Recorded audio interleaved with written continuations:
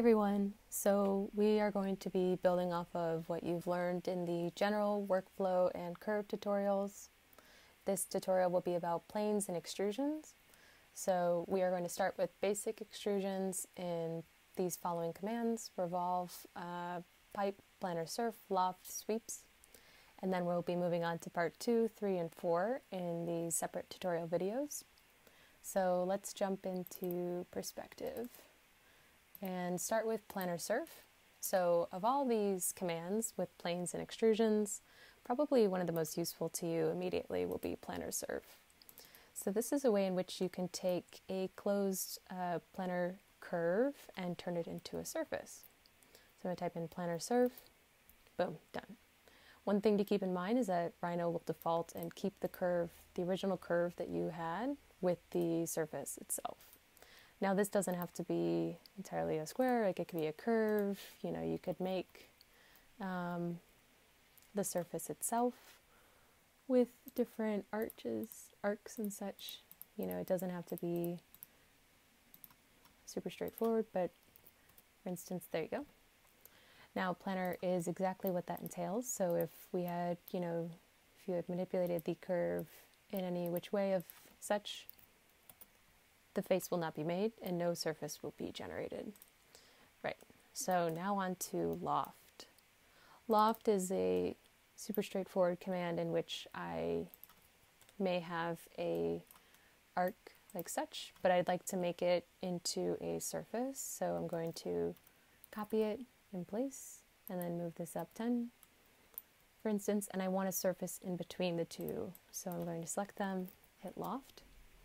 And there's a lot of different ways in which, you can kind of mess around with the different style here. I'm sure that this could vary depending on the curve that you start with, but for instance, nothing changed there. But also something to keep in mind is when you may be using loft versus if you will be doing an extrusion of extrude curve, right? So in this case, I can simply also use the extrude curve command. That should be noted. But there are different ways in which loft is more useful. Just kind of play around with the two when you're modeling and see what works best with that. Sweep 1 is a way in which you can fit a surface through a series of profile curves that define the surface cross-section.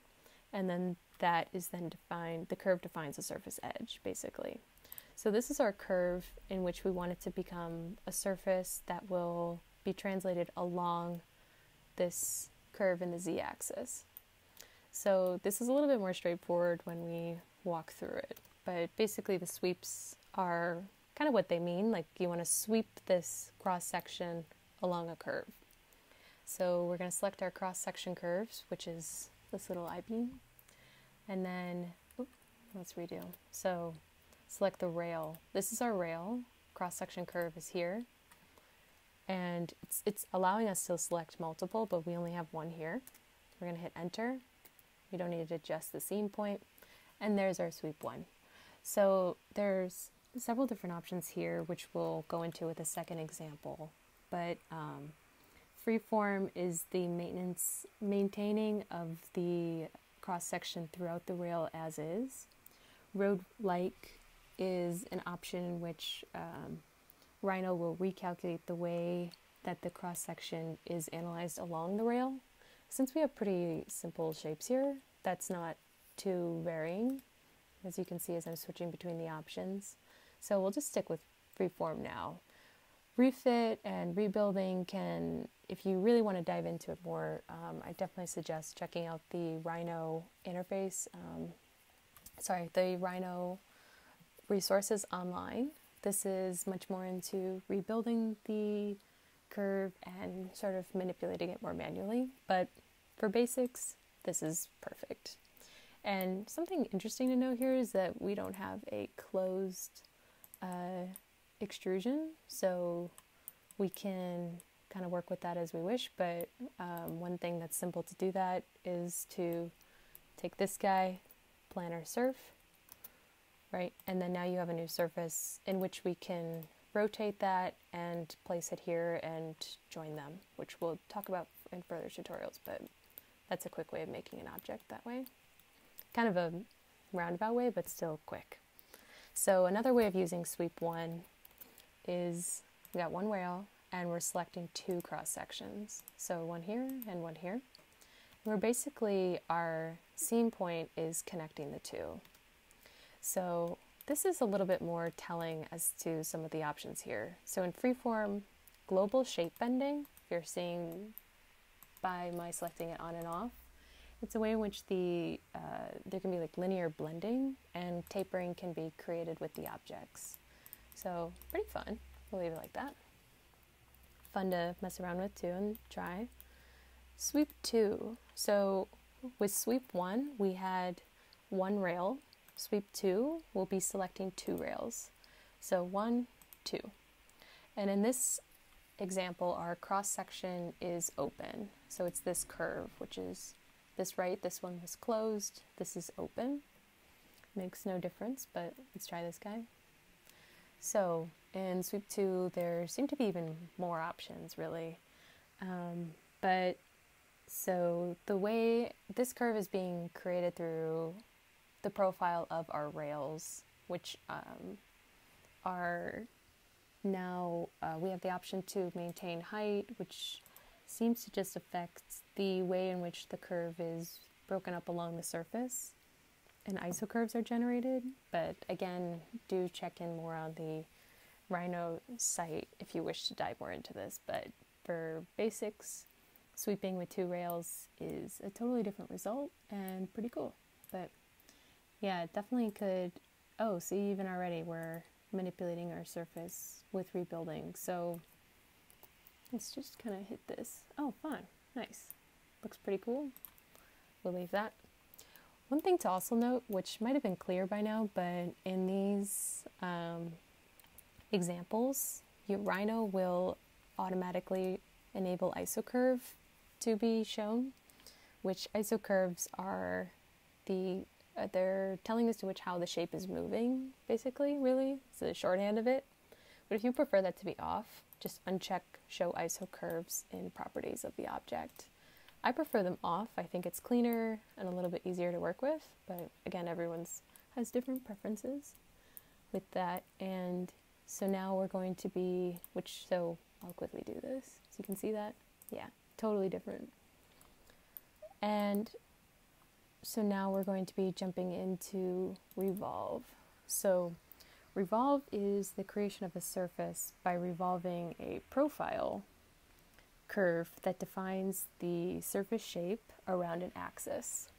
So that's a really quick way of saying that we are going to, that's a long way of saying that we're going to revolve this guy around this axis, right?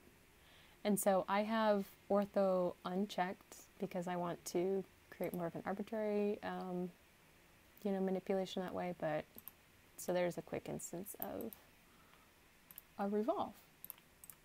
Again, super straightforward and pretty fun.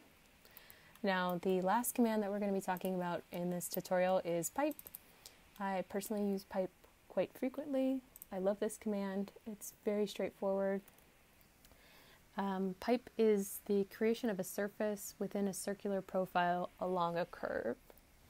So this we are using, let me check out for a second. We're using a curve that's in the z-axis and it's quite bendy. We want to make a pipe around this, basically. Pipe is what it sounds like. So we're going to hit pipe.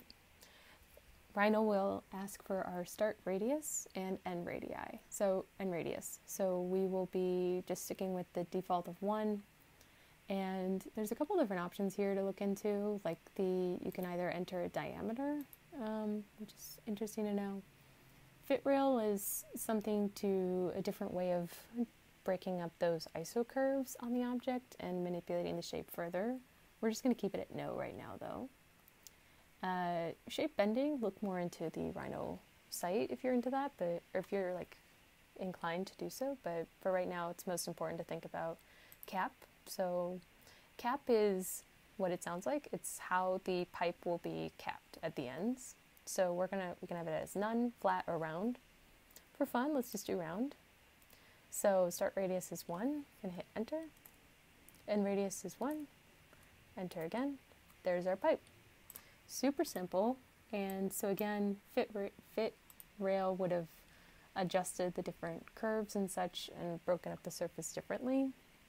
But for basic use of pipe, this is pretty straightforward as is. Let's just try again with the thick option though. So we're going to choose a flat cap this time. Thick, we'll do yes. And see how that's different.